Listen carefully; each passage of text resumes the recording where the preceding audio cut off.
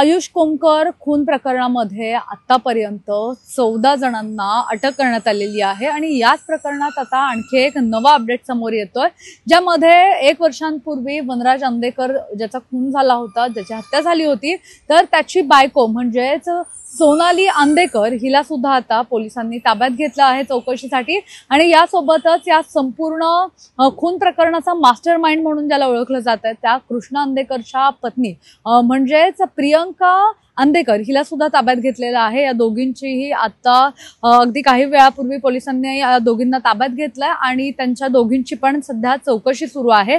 यामध्ये सोनाली अंदेकर जी आहे वनराज अंदेकरची पत्नी, तर तिच्यावर वारंवार आरोप केले जात होते, तिला ताब्यात घ्या असं सांगितलं जात होतं। आयुष कोमकरची आई आणि त्याची जी बहीण आहे या दोघांची आपण सिविक मिरर आणि पुणे टाइम्स मिररने एक एक्सक्लुसिव्ह मुलाखत घेतली होती आणि या मुलाखतीमध्ये सुद्धा त्यांनी सोनाली अंदेकर हिच्यावर बरेच आरोप केले होते।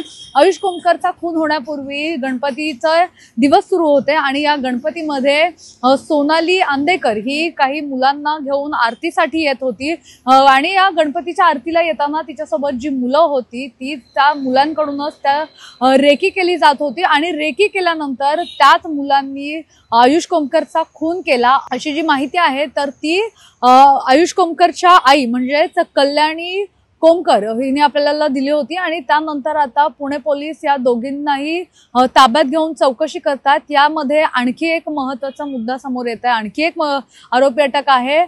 मुनाफ पठाण नावाचा जो आरोपी आहे त्याने या संपूर्ण प्रकरणामध्ये हत्यारं पुरवली असल्याचं माहिती मिळते। कृष्णा अंदेकरला ज्यावेळी ताब्यात घेतलं त्यानंतर कोर्टात हजर करण्यात आलं होतं आणि याच्या चौकशीमध्येच आता मुनाफ पठाण याचं नाव समोर येत आहे, ज्याने ही ह्या जे प्रकरण घडलं तर या प्रकरणामध्ये ज्यांनी हत्यारं पुरवली म्हणून त्याला सुद्धा अटक करण्यात आलेली आहे। त्यामुळे या संपूर्ण प्रकरणामध्ये आणखी काय नवीन माहिती समोर येते हे पाहणं महत्त्वाचं असणार आहे।